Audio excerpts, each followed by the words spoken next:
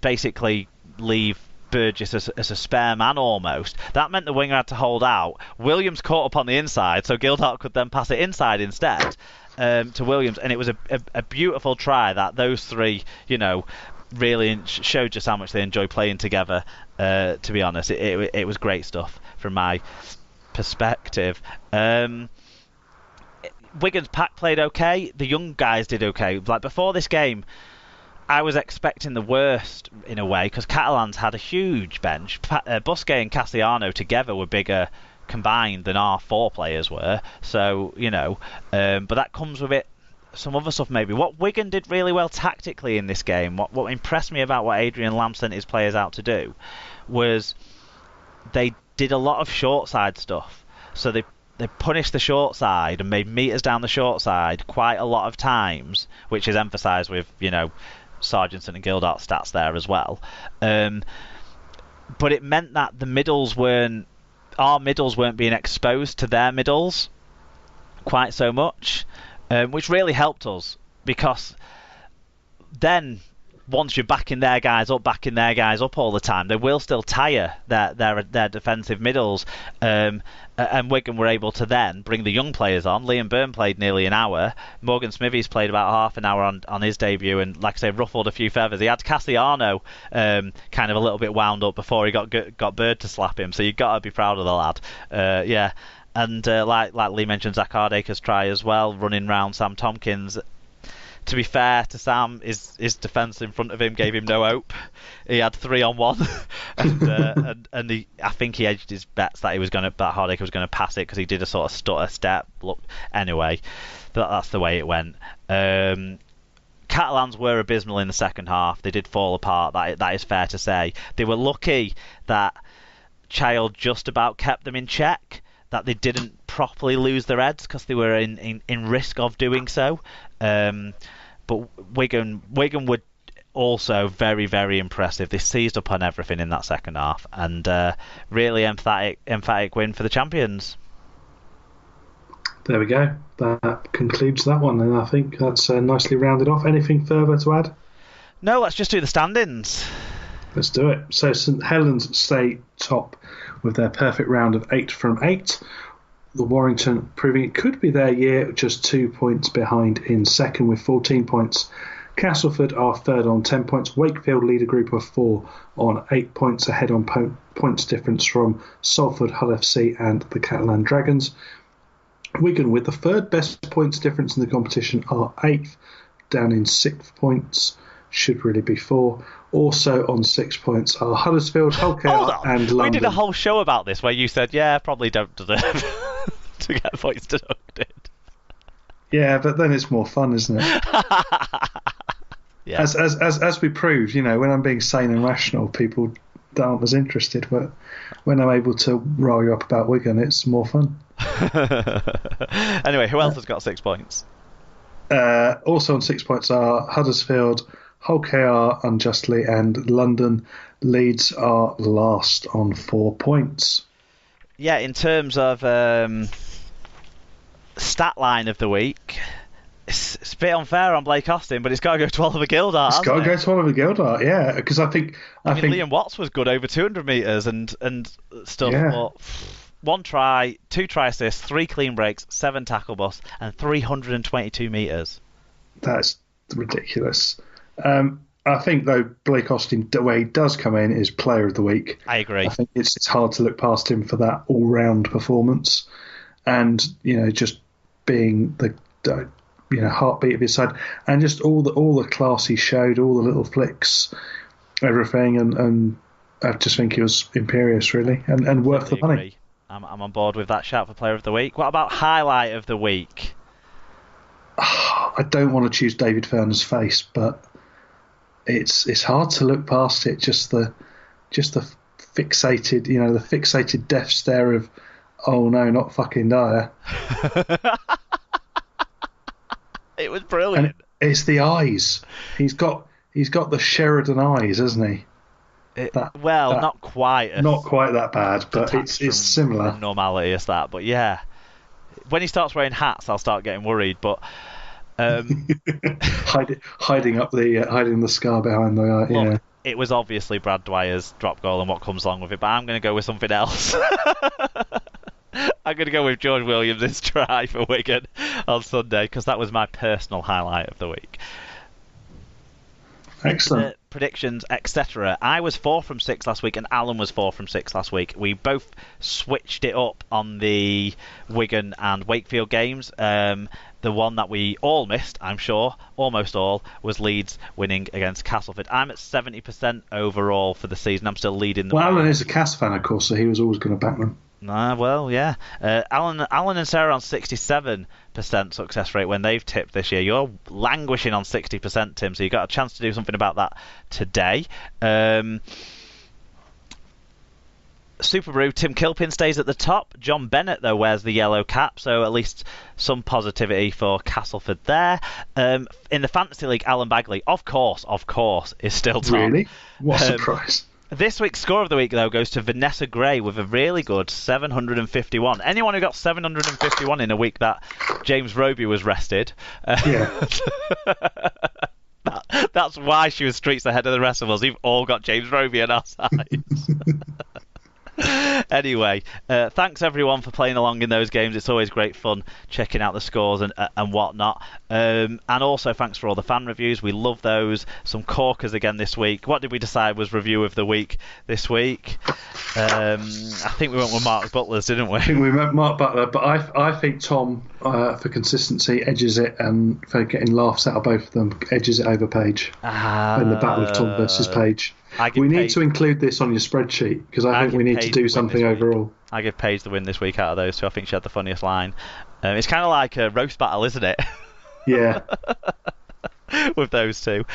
Anyway, yeah, get your fan reviews on the Google form. And if we've not talked about your game enough and you want us to talk about it more, then get your fan view in. Yeah, exactly. If the game's aren't on TV and we're not there, we love your fan views. They give us great perspective. Right, that is the meatiest of fan review sections gone. We're going to swiftly move on to the Challenge Cup in the NRL, other results.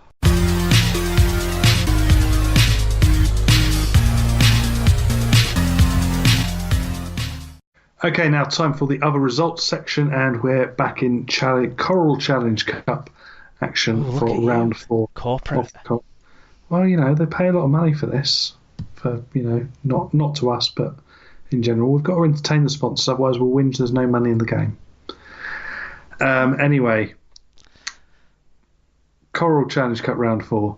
Featherstone 38, Swinton 14. So Featherstone have achieved their aim of having a Challenge Cup game played at their ground, as they have to by law. Fatto Heath 16, North Wales 14 in the Battle of the Crusaders. And we got a fan view on this one. Yeah, the Crusaders derby, and it went with the way of the underdogs. Mark Butler got in touch. He said, a stinky display from North Wales, got the humbling it deserved. A late misconversion could have tied it, but it would have been an outrage. In the first half, you'd have thought Thatto Heath were the semi-pro team. Their determination and organisation lasted the whole game, but their lively first half attack was the most eye-catching, something North Wales were not capable of showing, even as Thatto Heath were hanging on. Yeah, they were hanging on in the last 20, but they did. Well done to them. Yeah, it finished Featherstone Lions 6, Doncaster 46, Keighley 12, Bradford 14 in a tightly won contest there. It looked like there were more people there than the crowd figure. Yeah, well, it wouldn't surprise me. They're not the best organised in terms of what was the figure?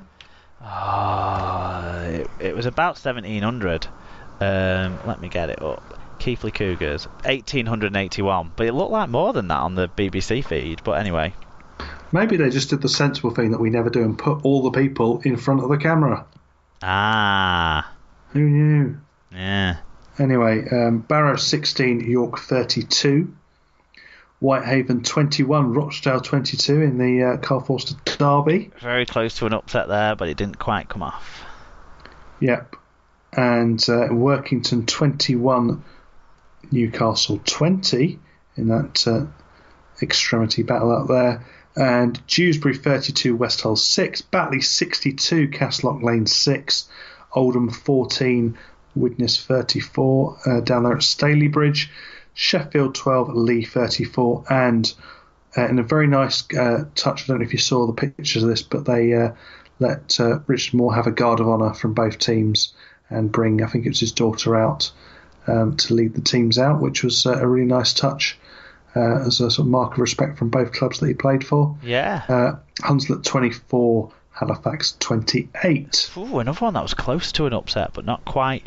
So not quite managing one it. big upset in the Challenge Cup this round.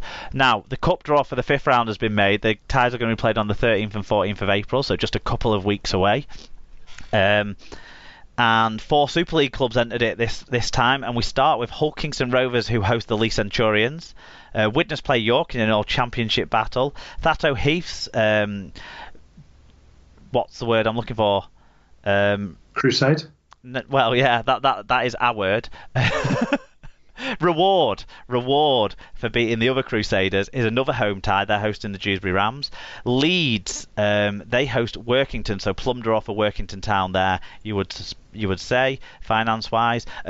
Halifax host London. That might be a close one, but facts, not on all cylinders this year. The Bulls will host Featherstone. That's an entertaining game, I'm sure, in prospect. Salford host Rochdale in a Manchester derby, well, a Greater Manchester derby. And Doncaster host Batley. That one's your upset. Yeah, that could well be, depending on who they've got playing for them. I think Leeds against Workington will probably be the TV game. There'll be 2, won't there? Probably there'll be an R League and there'll be a BBC. I can see the Leeds Workington one be just for the fooey-fooiness of Workington. Well, and Leon Price is a celebrity name, isn't he, in the game, and stuff like that too. Yes, I think that will be one of the 2 games we'll see on streaming services. NRL round 3. Yeah, Broncos 24, Dragons 25. James Graham and for some of it anyway, Gareth Widdop played. Yeah, luckless Gareth Widdop, but the Dragons pulled it out of the bag anyway. Finished Raiders 17, the Knights 10. For Canberra, Hodgson with 1 try assist, Bateman 9 tackle bust, 45 tackles, 190 metres run, and Sutton Whitehead also ran in that one. Bateman was a potential for stat line of the week, wasn't he? Paul Chamberlain He was, yeah. Good to see all 4 Brits start. The leaner, faster and fitter Canberra pack certainly seems to be paying dividends this year. Standouts were Hodgson and Bateman, with Bateman being man of the match. A big hit and a break in each half. One particular break turning Ponga inside out were pivotal to the win. Hodgson was also excellent, which makes his England form so perplexing. Lol at Wakefield reject Sam Williams. He did kick the drop goal for the Raiders. Yeah, finished the Eels 18, Roosters 32. The victorious Manly Sea Eagles not getting a moral victory, actually getting a proper victory this week, winning 46-12 against the Warriors. Cowboys 16, Sharks 42. The Panthers scoring just 2 points from Penrith's Storm 32. West Tigers 8, Bulldogs 22. And finally, for your Brit picks, Rabbitohs 28, Titans 20. Sam Burgess running for 144 metres and Tom just tipping above on 102 metres. On the standings in the NRL, the Storm and the Rabbits sit first and second, the only 2 unbeaten sides. The Sharks, the Tigers, the Raiders, Eels and Roosters are all 2 out of 3. Everyone else has 1 win, other than the Titans, who are bottom and yet to get off the mark. Some big lopsided scorelines there in the NRL in the early going. Interesting stuff indeed. But our boys are going well over there, so we should be proud of them. Right, that's other results covered. Let's now look forward and predict what we think will happen next week in Rugby League.